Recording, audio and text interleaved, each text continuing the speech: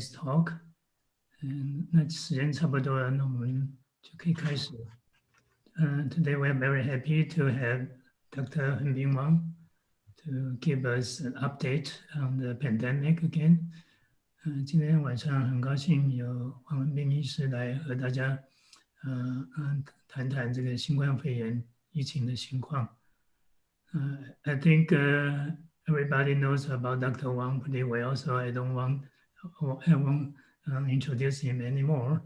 我想大家对王医师不陌生，所以我们就现在请王医师。I think you can share your screen now. Okay.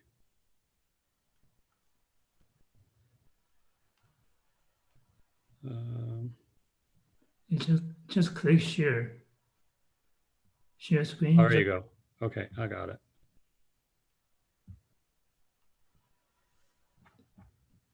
And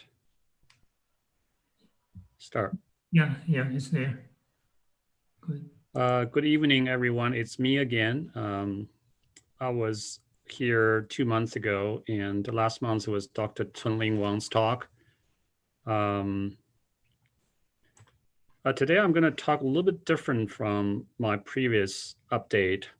Mostly want to focusing on the trend, less on the treatments, and also want to discuss some of the new findings related to the upcoming winter, and also regarding the kids and school reopening, which is a very relevant question for many of parents like myself. Since 2 months ago, we have seen quite a bit of updates on both positive and negative, and I think you can think of different angle about what's going on, including President Trump, who got infected a couple weeks ago, and he was able to recover successfully using the modern treatment nowadays, and that I summarized, and also Dr. Wang summarized a couple times. In the last 2 weeks, we also see, excuse me, increasing COVID cases in all states except 5 states regarding the new cases. Those 5 states are not increasing, are Hawaii and Maine, Vermont, Delaware, somewhere in the East Coast. The majority of the states have seen increasing cases, which is very, very concerning. And also in less than 10 days, the presidential election will be over, and hopefully the ending of that would more solidify or unite all the forces here, try to fight against COVID-19, as compared to what we see right now. There are so many directions that, depending on who is a politician, and talks in different ways. 今天又轮到我讲这个关于新冠的一些进展。那今天我想讲的跟以前稍微不同一些，少讲一些关于治疗的这方面，因为治疗的前一阵子讲的已经讲的比较多最近也没有什么太多的发展。那最近2个月，我们其实有很多的这种消息，很多是正面消息，但是也有一些是负面消息。那包括几个星期前这个川普总统自己也感染了新冠病毒，但是很幸运的是他能够这个彻底康复，当然是用了很多我们以前也讲过的一些药，比如说激素然后抗病毒的药，还有这个中和抗体。那最近2个礼拜，我们也看到美国的这个新冠的病例也在上升的趋势。美国这50个州里边除了有5个州以外，现在的数量还没有上升，其他45个州都在上升，包括加州。那10天之内呢，也是这个总统大选也要尘埃落定。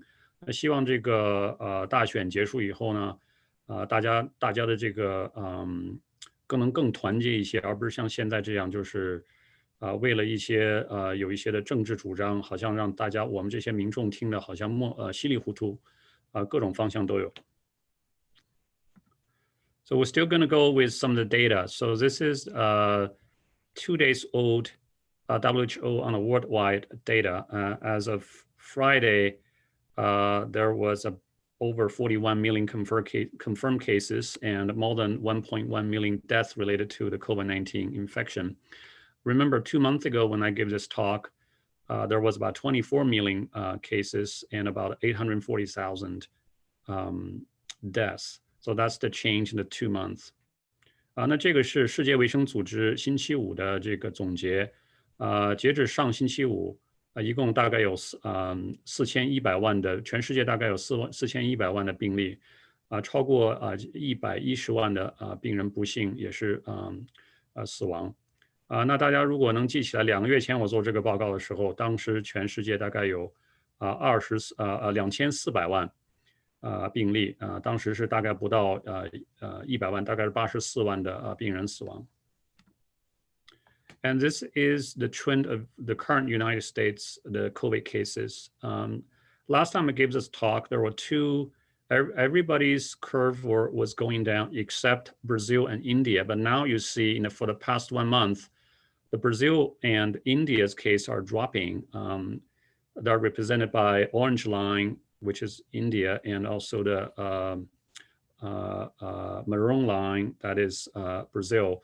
You can see other color representing other countries. For example, United States, it's a green line. You can see there are 2 waves already that happened in April and also in July. And then currently we're going to the 3rd wave, and you can see the cases are rising. In fact, last Friday marked the single day highest COVID number since this was started in late January. 这个是美国的，这个是世界的各个国家的病例走向。那2个月前的时候，我曾经展示过这个图。当时呢，其他所有的国家都在下降，只有2个国家在上升。那2个国家是巴西和印度。那今天的这个图呢，这2个国家其实是在下降了，已经过完了第一个这个峰。一个是这个橘色的是这个印度，然后还有一个是这个深红色的是这个巴西。那你看其他国家的这个曲线呢，包括美国是绿的，还有其他的黄的、蓝的，还有这些一些其他颜色，包括欧洲的一些国家，这些曲线都是在逐步上升。美国呢，现在是到了第3波，星期五的那个单日的例子超过了大概有71000还是72000，是这个从1月份以来单日最高的病例。This is more of a representation of the United States alone. On the left-hand side, you can see the clear 3 kind of wave, kind of a shape of the new cases. And as of today, there have been more than 8.5 million cases of COVID-19, and about 224,000 people unfortunately lost their lives due to the infection. In California, as of today, we have almost 6,000 new cases for a total of close to 900,000, and total deaths of 17,000, and there are about 49 deaths today. 这个图呢就是代表美国，左边这个呢大家可以看到这个3波的这个走向，从3月、4月到7月、8月，还有到现在是在走第3波。美国到今天为止呢，大概已经超过850万人的病例，也大概有22万人病人不幸死亡。那加州呢，今天一共有将近6000个新病例，49个病人不幸死亡。整个呢这个加州的这个病例呢也将近快到了90万。I think I presented this before, but I want to present it again. Again, we see disproportional infection among different ethnicity. You can see on the left-hand side, the positive cases by ethnicity. Latinos still represents the largest race regarding the infection, more than 61%.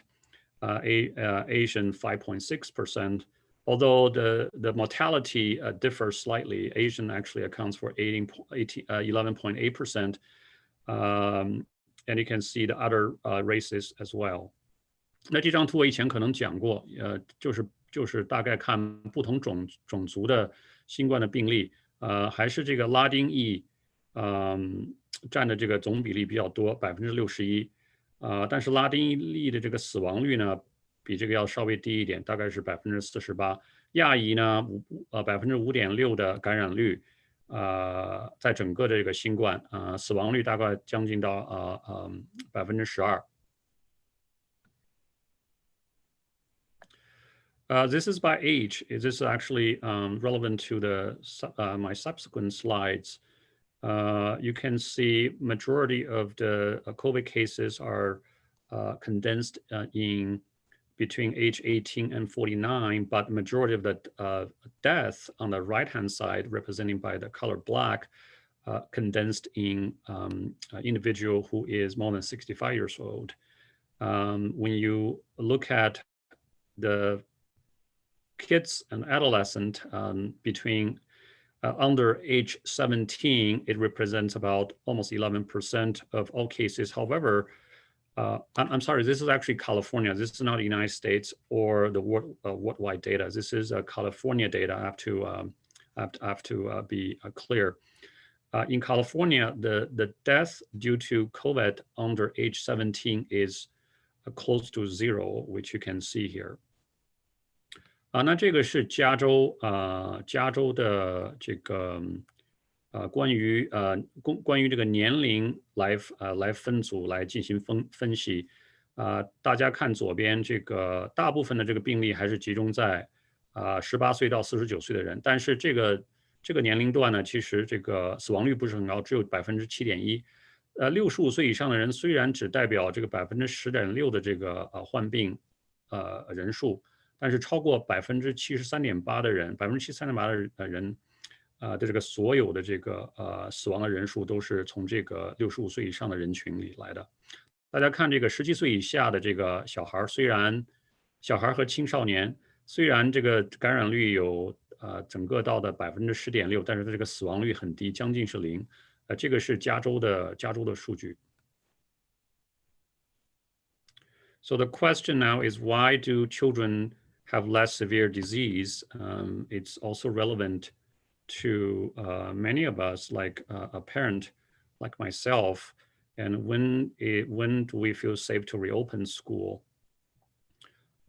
This is actually a research done and also a good summary published recently. There are few mechanisms that explain why children have less severe disease than adults. First of all, you might remember that in order for SARS-CoV-2 to enter into a human body, it has to latch on a receptor called ACE2. And as compared to adults, children tend to have less ACE2 receptor in their nasal mucosa, where that's where's the entry for the SARS-CoV-2, not only in the nasal mucosa, but also in some other organs such as lungs. Second of all, children have many more colds than adults. On average, children may have up to 5 to 6 colds a year, and most of them have more than 44 days a year. Those kids have some sort of an upper respiratory infection. They're sniff all the time. Because of that, there is some sort of a viral competition. Means if you already have another virus infection, it's unlikely a second virus will be able to enter into your body. And also because of a cross react immunity, some of the viruses that kids get already has some protection effects against SARS-CoV-2, such as some other strains of a coronavirus. Other hypotheses could also include kids tend to have less cytokine levels than the adults, and they tend to have less of an immune response than adults when they're infected by the virus such as SARS-CoV-2.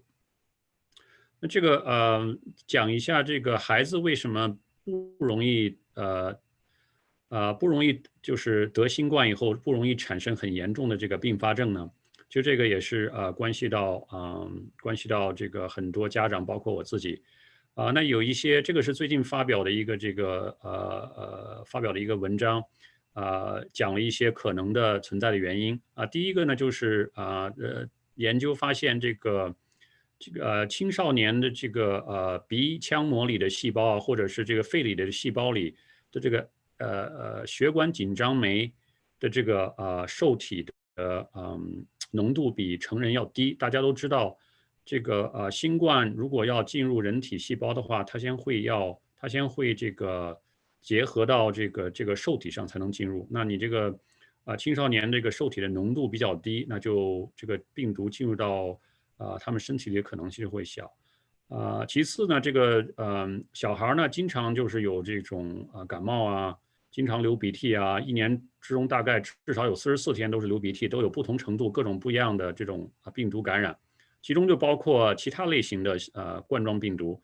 那一般来讲呢，有了这样其他的这个病毒的感染呢，就会产生一些复合作用。比如说，人体一般来讲，你如果已经有一个病毒感染，那第二个病毒再来的时候，它就不容易产生更大的这个影响。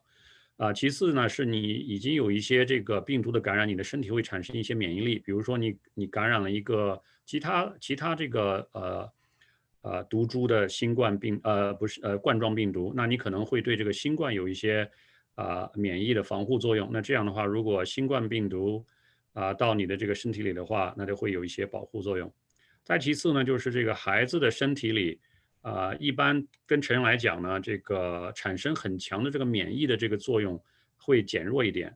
就一般来讲，如果有什么感染的话，孩子身体里产生的这种细胞因子的这种可能性要小于这个大人。所以呢，so this is all the possible scenarios why children have less likely to have more serious infection than adults. But this does not mean that children cannot be a spreader. 那这个就是一些可能的原因来解释孩子为什么不会产生很大的并发症。就像前一个图片里显示的，加州17岁以下的死亡的这个病例是极少，接近是零。This is a different topic. So recently there was also a study that was published, which is exploratory analysis.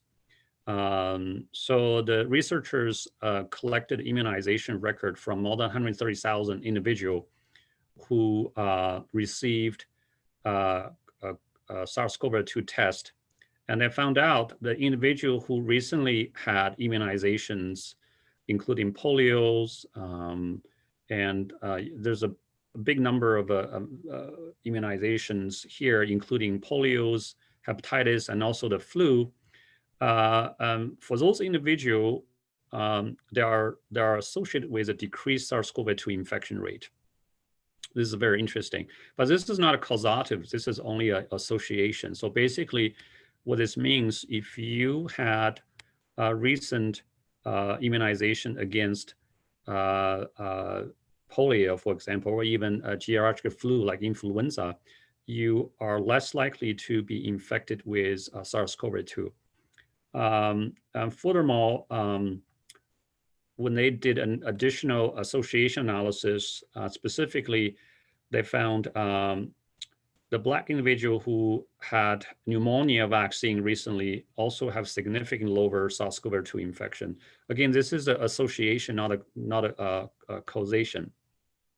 那这个是另外一个不同的研究，主要就是讲呢，对其他病毒或者细菌的疫苗接受其他病毒或者细菌的疫苗，有没有对这个自身得到这个新冠的影响？那这个研究呢，他当时研究了大概13万多的这个13万多的人，而且他们都相应测试过这个新冠病毒，然后他们把这些人的这个最近的免疫的结果拿出来，然后对照了一下，发现这些人里边如果最近有打过疫苗，包括流感疫苗，那么他得到这个新冠的可能性就会比没有打过疫苗的要低一些。这不光是这个流感，还包括其他的一些感染，比如说脊髓灰质炎啊，还有这个麻疹呐、还有一些病毒性肝炎等等。还有呢，他们发现这个呃呃如果这个黑人这个族群最近如果接受过这个肺炎的这个接种的话，那他们也会啊、不太容易得这个新冠。当然，这个仅仅是一个这个关联性的研究，并不是一个这个研究潜在的这个内在因素。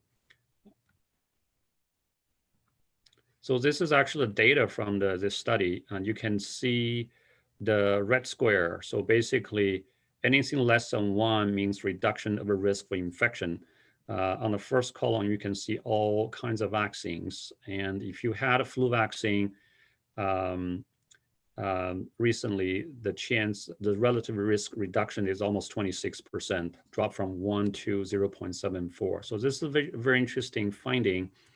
And although it is only an association study, it still at least gave me motivation to get vaccinated against influenza. I believe some of you already had influenza vaccination this year. 那这个呢，就是这个研究结果的这个图表形式。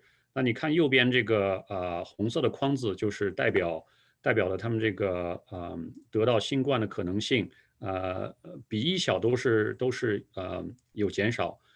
包括你看这个第四行的这个流感，你如果打流感疫苗的话，那你这个得到这个新冠的可能性会减低26%。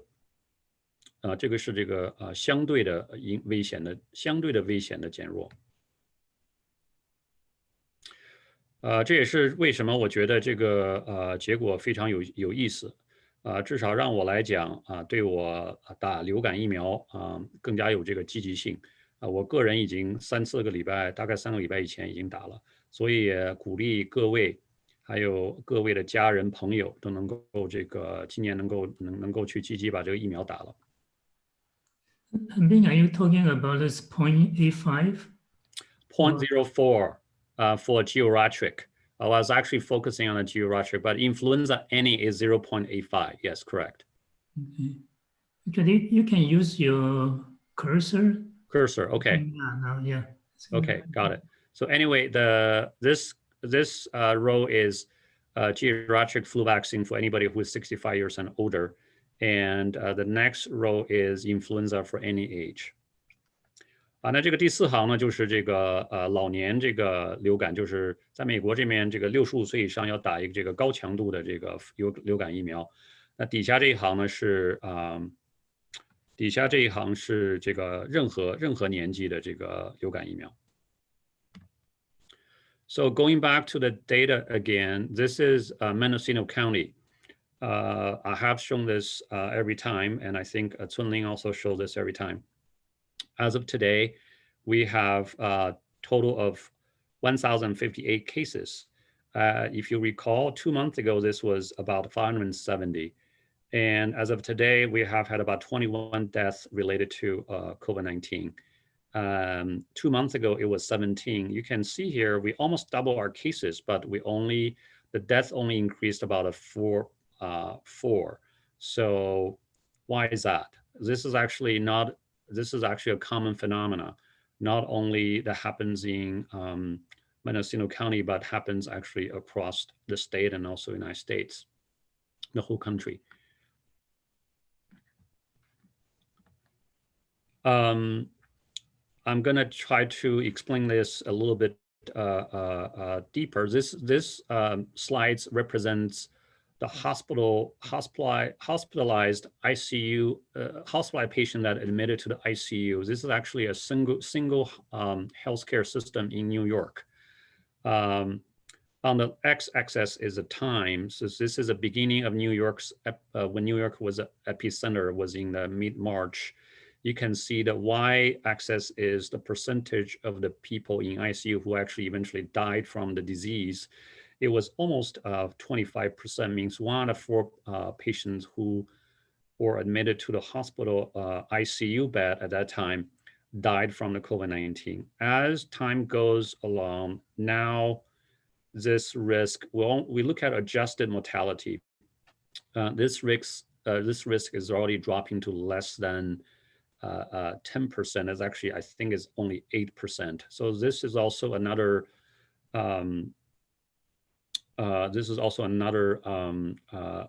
interesting fact related to overall mortality drop for hospitalized ICU patients.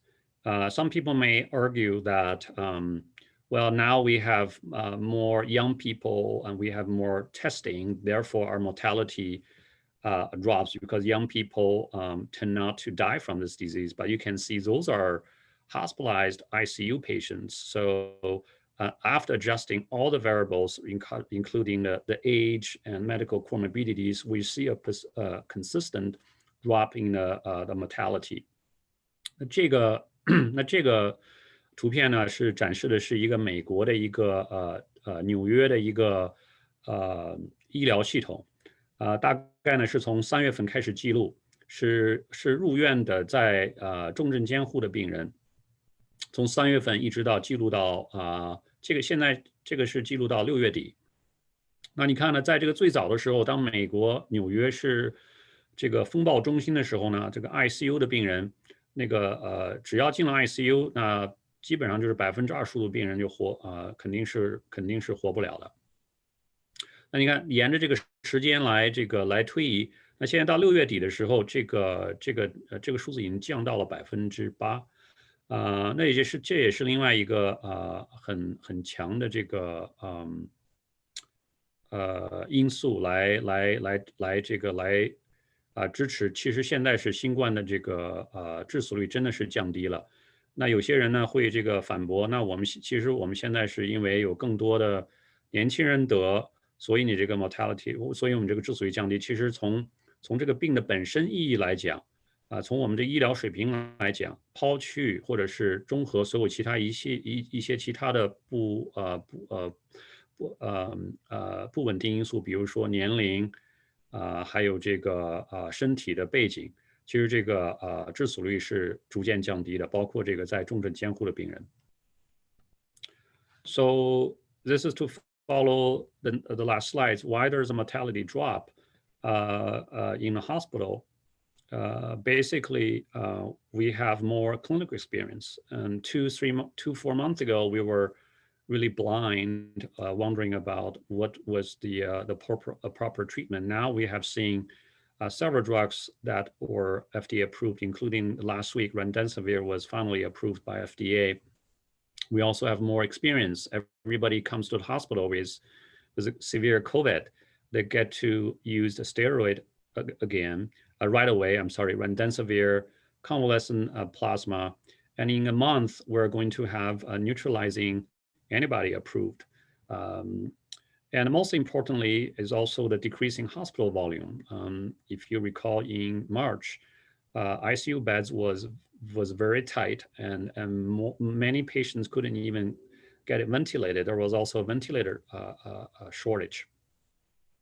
Furthermore, there is significant community awareness, and because we're wearing masks and also do social distancing, we have less viral load comparing to somebody who does not do social distancing or does not wear the mask. It is also possible, this is the last line, it's also possible that earlier period, the virus were more virulent, although we don't have really a real evidence on that, but at least we know the virus is not more virulent now than it was before. 那为什么这个新冠的致死率慢慢会下降呢？尤其是在这个住院的病人，那其实这个有些因素是显而易见的。就我们这个临床来讲的话，我们有更多的经验，病人一来，我们就知道该怎么做，包括马上用激素，马上用这个抗病毒药瑞德西韦。那还有的病人也会还会用到这个康复血浆。未来1个月之内呢，应该我们会看到至少1个的这个中和抗体会被 FDA 会被这个药监局这个批准。那其中还有一个最重要的是呢，我们这个现在医院的这个不是像3月份那么饱和。3月份的时候，大家还记得在纽约，病人都住不上床，都没有这个呼吸机。美国的州长呢四处这个奔波，要求要呼吸机。那现在不是这个问题了，现在这些物资都不是没有什么问题。现在的病人现在的医护人员都比较有经验。那再其次呢，我们这个包括我们自己平时所做的也有很重要的因素，包括我们戴口罩啊，然后保持社交距离啊，这样我们即使被病毒感染，我们这个病毒侵入到人体那个鼻腔里的这个数目呢，要比你这个不带病毒，不戴这个不戴这个口罩要少很多。那也有一种可能性呢，但是还没有被证实，就是早期的时候，早期的这个病毒可能比现在病毒更加要毒性更强一些。这个还没有得到证实，但是可以肯定的是，我们现在这个病毒肯定肯定没有比当时的更加恶劣，否则的话我们不会看到这个医院的这个病死率这个很显著的下降这个趋势。So for last 10 minutes, I'd like to probably focus on some of the schools I think is really relevant to parents, including myself. Then I can leave more time for group discussion. And today I actually came across this national COVID-19 school response dashboard. 2 months ago, that's when some of the state schools were allowed to open. So we were very concerned about what will be the consequence. I think by now we can safely say that our concern was probably out of a proportion on what we actually see right now. So this is actually the confirmed infection rate among the open school in the United States. And you can see here the rate of students who have been infected since the school were reopened for some of the states or area is about 0.14%. And this is on the left-hand side. The staff, which is this part, the infection rate is also quite low. If you think our school that is about 200 students size, such as our school inside a CTTB. So if you multiply this number to our students number, so 200 times 0.14, so barely no more than 3 students by this time will have infection. But this is all schools that was surveyed, and staff-wise, maybe 1 or 2. Maybe less than 1 staff are infected based on this national data. This is actually quite lower than I ever expected. I would, if you recall the news, people, including myself, expected quite higher number of infection, not only in students, but also in staff. But this number actually tells a very different story. 那这个是美国的学校的一个总体的一个感染的一个总结。那自从8月底开始呢，美国的一些地区呢，包括德克萨斯啊，什么佛罗里达呢，佐治亚这些州都陆续有一些学校开放，包括德州应该是所有的学校都是开放的。那到现在已经将近2个月了，那我们看看有没有到底发生这种大爆发呢？学生或者是这个教师人员的这个新冠大爆发呢？其实这个出来的数据呢，其实是让我很吃惊的。当时包括我自己都对这个不是很不是很确信，觉得这个如果真是学校要开放的话，应该会有很多很多的这个病例。但其实呢，你看这个最近的总结到2星期之前，总体到10月11号，整个这个学生的感染率只有0.14%，这是 accumulated，不是这个每天的这个 accumulated infection，actually it's not accumulated, it's actually the weekly. This is actually every 2 weeks of the infection rate. In the latest 2 weeks, you can see the students. I think I probably confused my language here. 那这个是那个应该讲中文。这个是这个美国的这个，像你看最左边的这个是学生的感染率，它是按照每2周来分布和平均做出这个值的。你看最近的这2周，它的这个平均感染率是0.14%，其实是一个很小的值，这比我当时在学校开放之前所预想的这个值要小得多。那你这块呢是教职人员的这个感染率，现在是最近2个星期呢是0.37，所以你如果作为一个这个200-300人学校的这个规模的话，其实乘以这个数据的话，其实是很低的。这个数据呢是通过很多学生很多学校来得出的这个数据。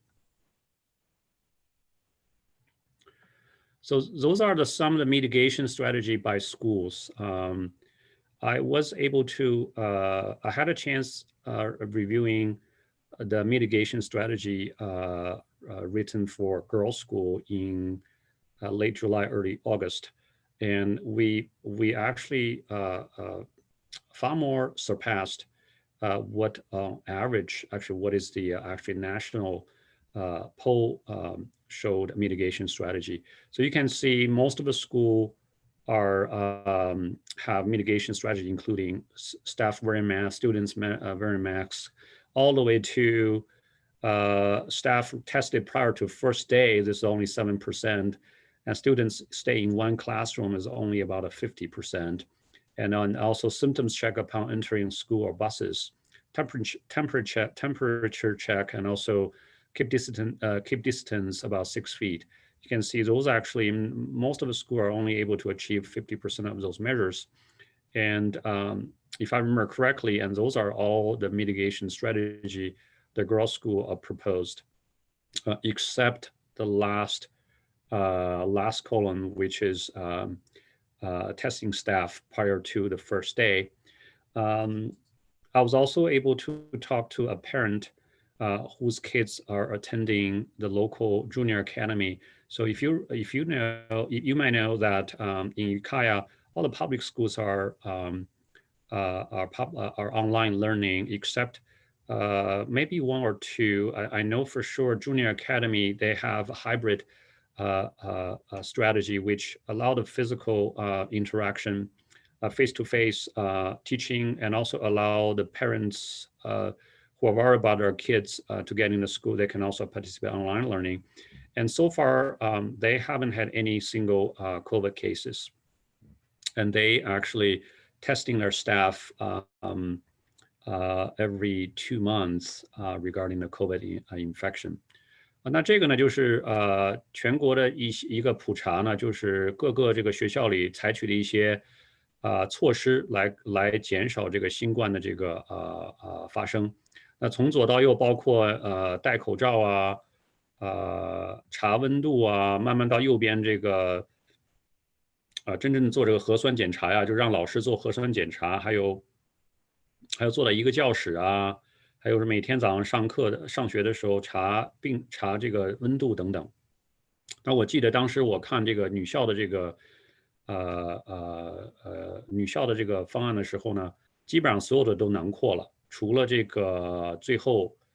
后一个这个说最后一项。那我今天呢也有幸和一个在Ukiah 的我们这个城市的一个家长。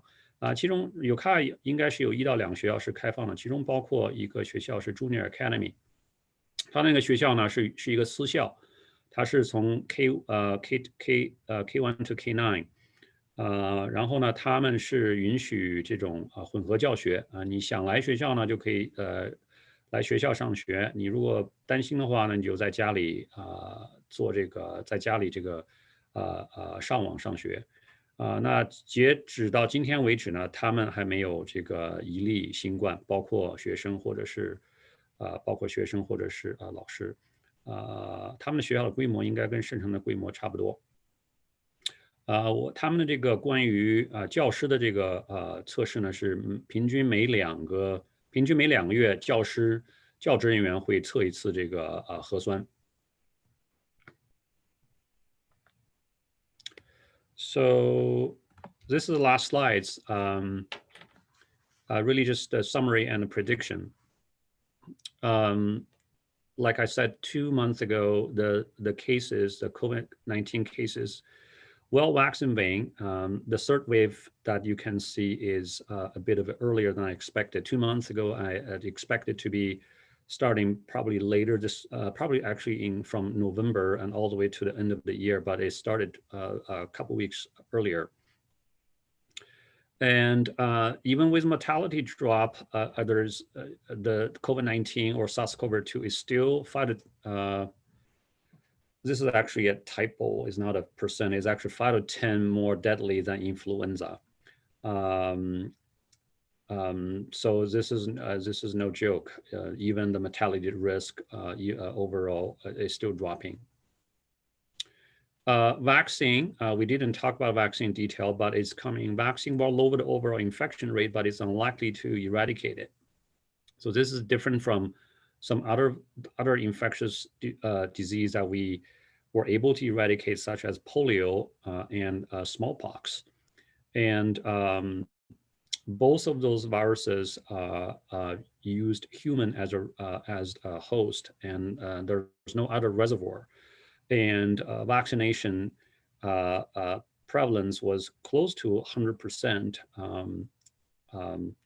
before they were eradicated. So for those two viruses were able to eradicate, but COVID-19, it's unlikely for several reasons. Number one, we actually don't know whether there's a reservoir for this virus. We think this virus jumped from animal to some other intermediate host to human. So if there is an animal reservoir, we're never going to be able to eradicate this. Number two, and like I previously said, the intake or acceptance of vaccination is not going to be close to 100% or not even 50% due to various reasons. This is probably going to be like influenza, and some will get vaccinated and some don't. And influenza, much like SARS-CoV-2, are very contagious. And if you don't see in South Hemisphere, you'll see in the North Hemisphere. So there's always somebody carries on the virus and communicate it to other individual when they travel or some other manner, much like a COVID-19 or SARS-CoV-2. Next, one slide I discussed about getting an influenza vaccination might protect you from COVID-19. We don't know why, but there is association between those two.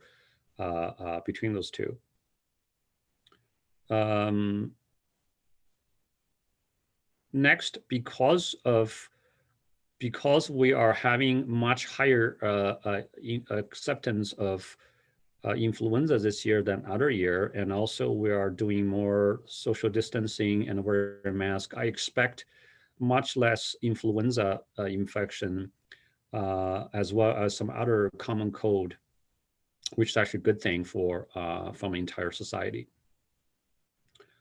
Many theories on kids with low incidence and mortality from COVID, like I discussed earlier, including several mechanisms, including how we are different physiologically,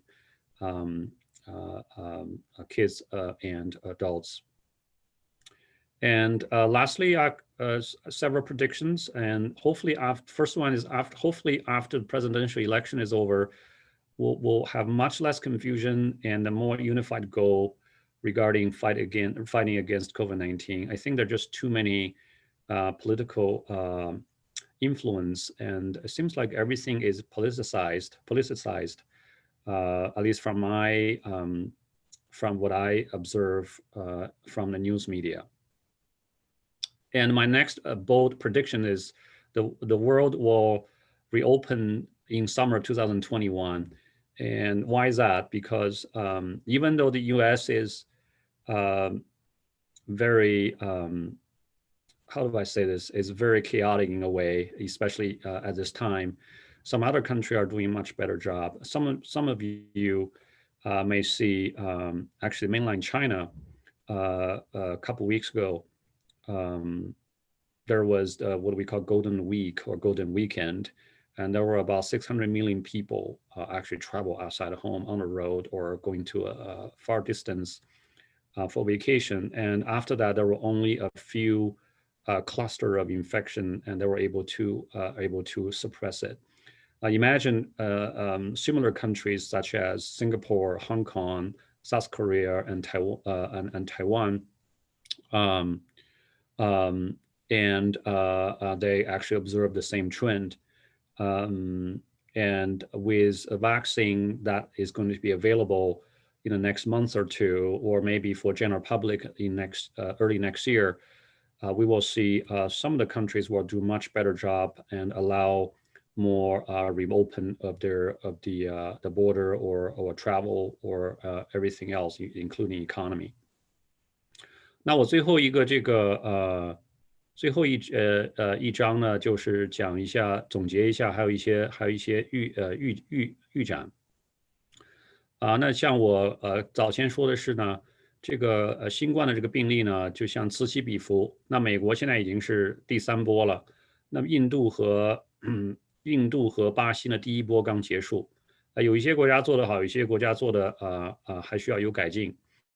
当然每个国家的情况是不一样的。这个美国这个第3波比我当时2个月前预想的要来得早了几个礼拜。我当时预想的可能是在感恩节或者圣诞节会来临。当然了，早来就是早去了，然后再等第4波了。这个波肯定是一直会有的，直到我们有效的这个疫苗。当然了，也是大家都得打疫苗才行，否则也不怎么管用。即使包括医学的发展最近几个月很这个令人振奋、令人鼓舞的医学发展，我们看到这个新冠的致死率呢大大降低，但是呢，大家还是不要轻视它，它还是比普通的季节性流感要强到5到10倍。这个有一个书写错，不是5%到10%，是5到10倍的致死率。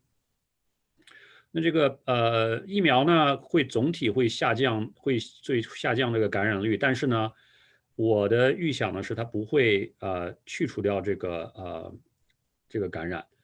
这个跟我们以前能够成功这个消灭有2个病毒，一个是脊髓灰质炎，一个是天花smallpox， 这2个不一样。其他的2个那个病毒呢，我们之所以能够彻底把它消灭掉，一个是它们只存在于人体，不存在其他的动物中间。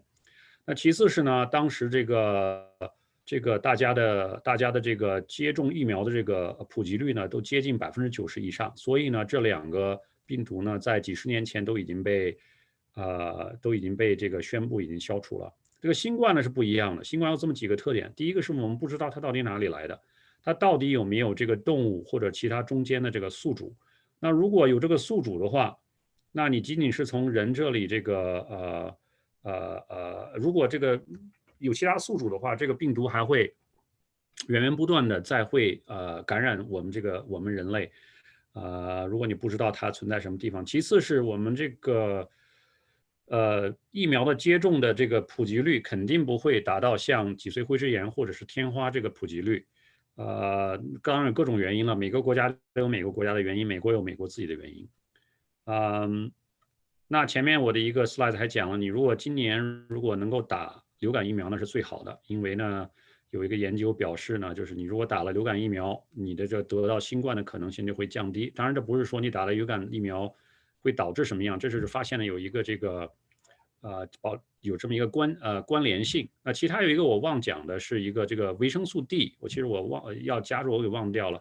就是维生素 D，你就身体里的维生素 D 的那个量比较足够的话呢，你就也是你得到新冠的这个几率也是比较少。那由于我们今年呢，大家都在戴口罩，还有做这个社交距离，那今年这个其他的这个感冒，包括流感肯定会少很多，这个是一个很欣慰的事情。我也讲了这个孩子呢，这个为什么得了新冠以后得到严重并发症的可能性不高呢？也当然的有一些基础的原因，我刚才也讲了。这个呢，我刚才也讲了这个关于这个美国这个一些学校重新开放以来近2个月以来的一些数据比我当时2个月前想象要好很多。大概只有0.14%的，任何2个星期或者任何一个天是0.14%的可能性的这个患病率，这些小孩们那我的预期呢希望大选以后这个大家的这个抗疫的这个目标会更加明确，不像现在呢，就是很多东西都跟政治有关联，包括社交安全，包括戴口罩，包括疫苗，包括治疗，很多都是。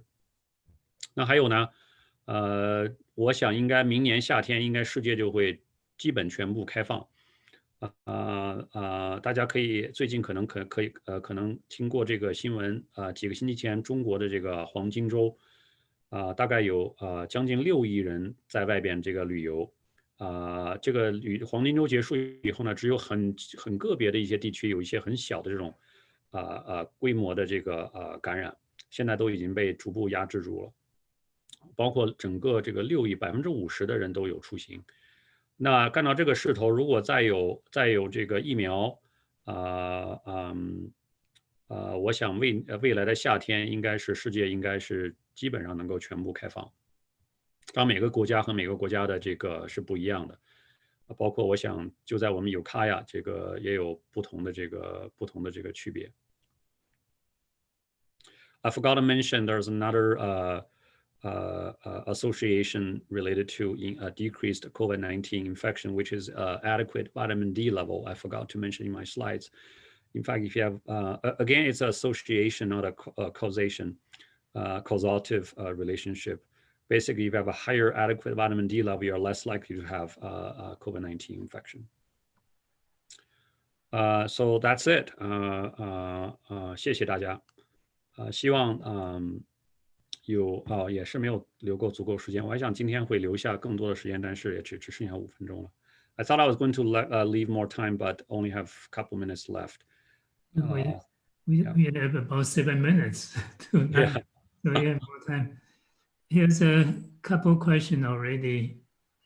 这边有一位北京的居士，他问说，如果有一个人有过1次的症状，目前健康正常，这个人如果做核酸检测会有痕迹吗？另外，这个人需要打疫苗吗？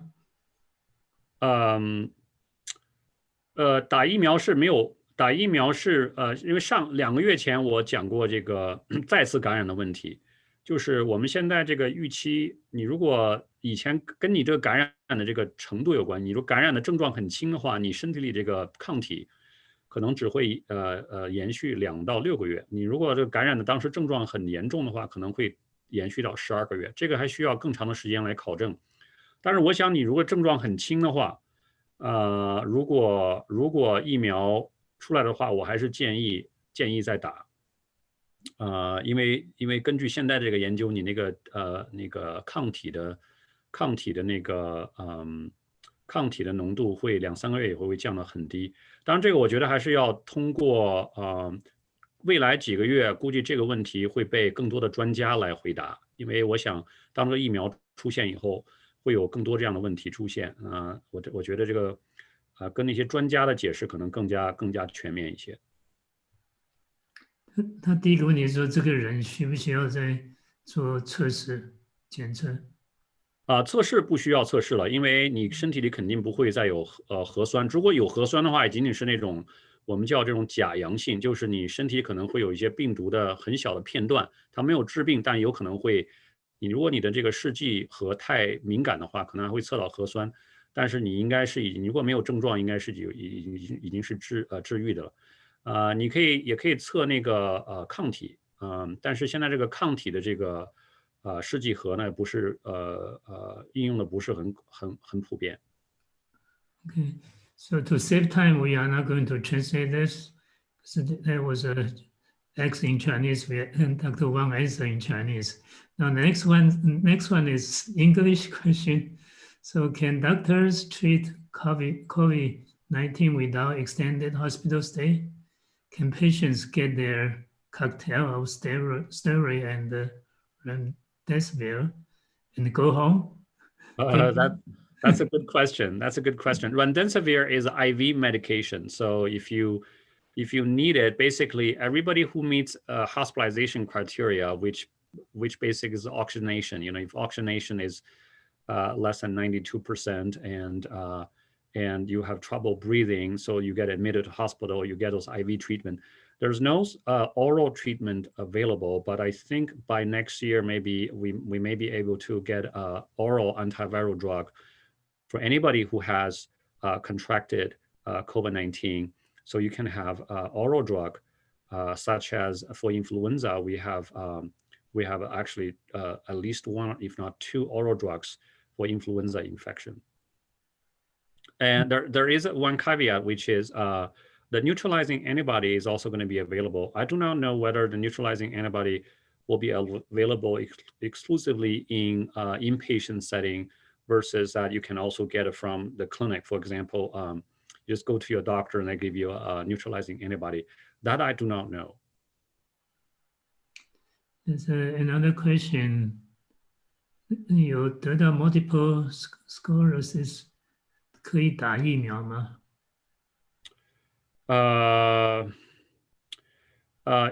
这个要这个是中文的这个问题肯定是，对，多发性硬化这个病呢是一个非常复杂的神经免疫性疾病，呃，其实有的时候打疫苗都有可能会引起这个病的这个复发，所以呢这个问题我不能做出很有效的回答，这是一个很慎重的回答。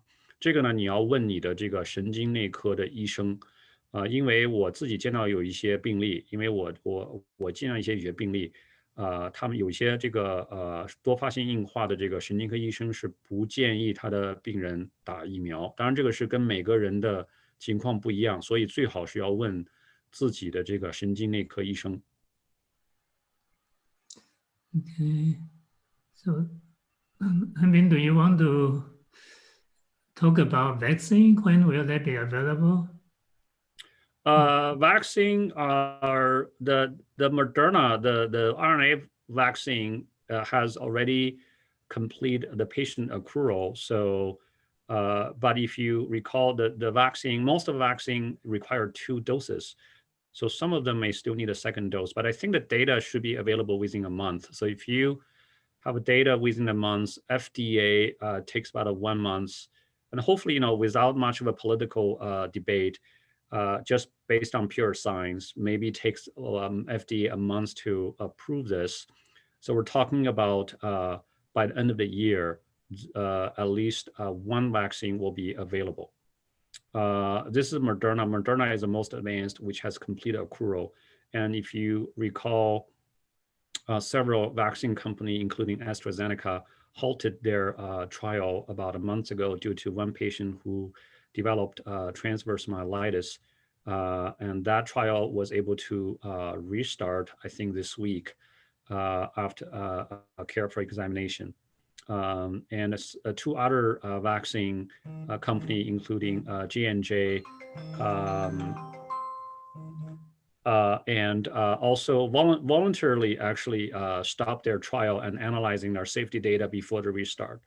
But I think by the year end, we should have at least 1 vaccine available if there is no significant safety data, safety concern. You want to say this in 那个关于这个金勇士刚才就是问了一下这个关于这个疫苗的这个进展。那疫苗呢，最近也是有很多的这个讨论。其中呢比较振奋的是这个 Moderna， 美国的 Moderna 这个以 RNA 为主的这个疫苗已经完成了3万人的这个病人的这个收集，可能有一些病人还得要打第2针，然后但我认为最近1个月它的这个interim 我们叫 interim 就是前期的临床结果就应该会出来，如果结果非常好的话。我觉得1个月之内 FDA 应该就会批，那么就基本上就从现在算起就是2个月。那年底之前，这个疫苗就应该，如果这个没有任何这个安全性的问题的话，年底之前应该就有疫苗。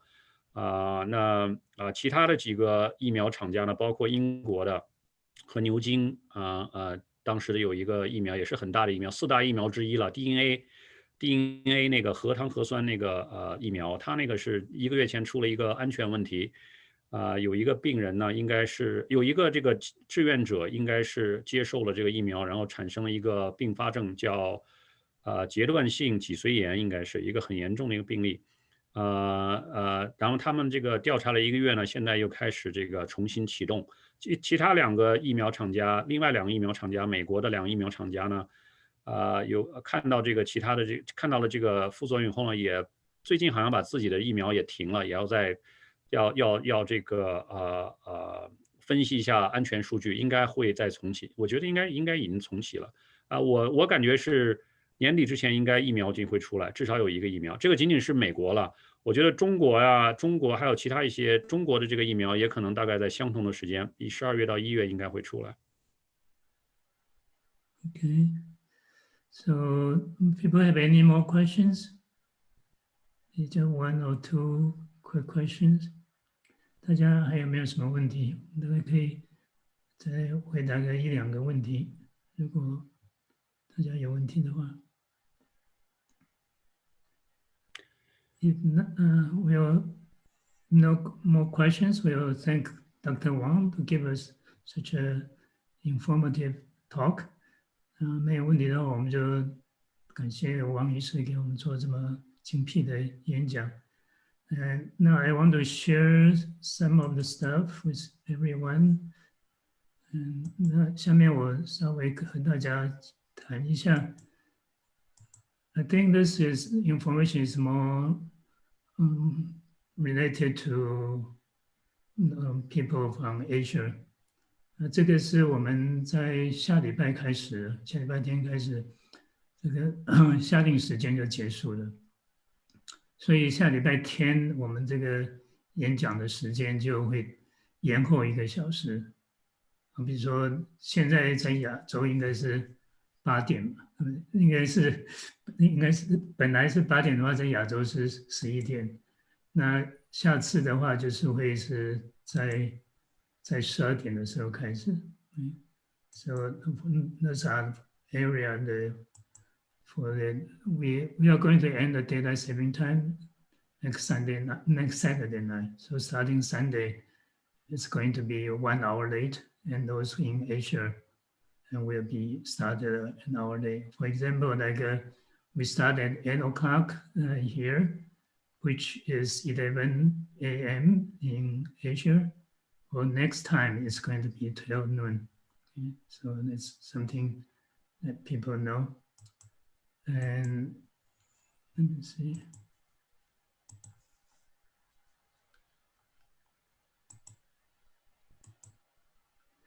We are likely to have 观音 session starting next Sunday. 那大概下礼拜天开始，我城这边会打观音期。我们会有线上让大家能够参加，像上次一样。So we'll try to make it available online, just like last time, and we'll let people know about the detail. We don't have the schedule yet. 那这个课表还没有出来，我们有的话就会马上和大家分享。And next Sunday night, it's my turn to give talk to everyone. 那下礼拜天晚上的话，就是轮到静勇和大家分享一些关于，因为这次是我们这个观音节是因为庆祝观音菩萨出家，所以我打算和大家谈一谈这个顺治皇帝的战胜歌。Since this Guanyin session, we to celebrate the Guanyin Bodhisattvas called Becoming a Monk, the Living Home Day. So I'm going to talk about this, the praise of the Sangha by an Emperor Sun Zhi. Okay, so this will be next Sunday, same time. And after that, we are going to have a series of the forum organized by Dr. Ye. 那接下来的话，会有一系列的研讨会，这是叶教授组织的。这个 we have more detail like here. This the first the 8th of November it will be Dr. Epstein, and then will be Dr. Trotter, and this Nippon, Professor Brown, and Professor Zhang Wu. 那这个是详细的。10月8号的话是易向简博士，15号的话就是一个我们这边当地的医生，他的医生。29号的话是这个 Nippon Meta， 中间22号的话会是王春林医师在和我们做个这个关于新冠方面的现况报道。Between these, there's the 22nd of November. This will be another update by Dr. Chuning Wang on the COVID pandemic. Then after that, in December, will be Professor Brown. Okay, then the last one will be Professor Wu. 最后这个12月6号是布朗教授，然后13号是吴教授。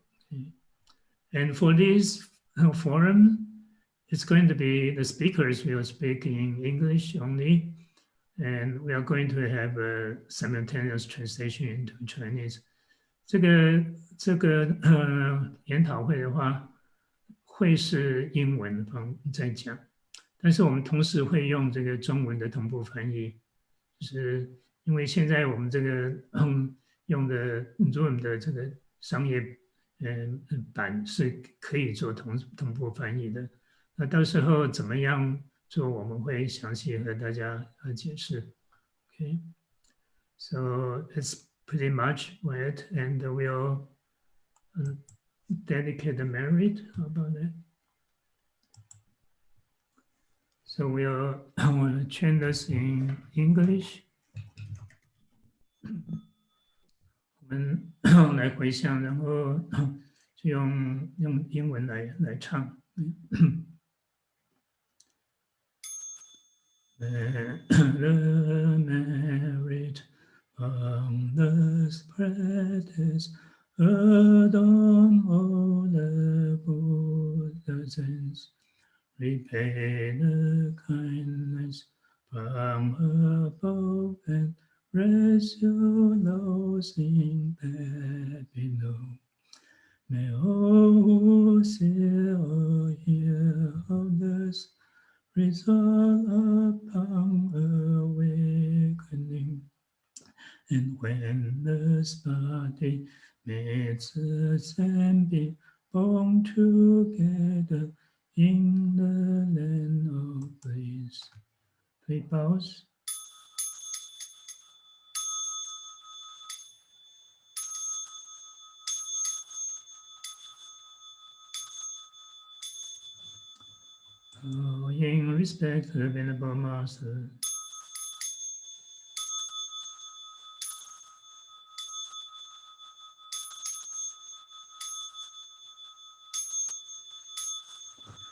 okay, thanks Dr. Wang again, and thank everybody attend this talk. Good night, 阿弥陀佛，大家晚安。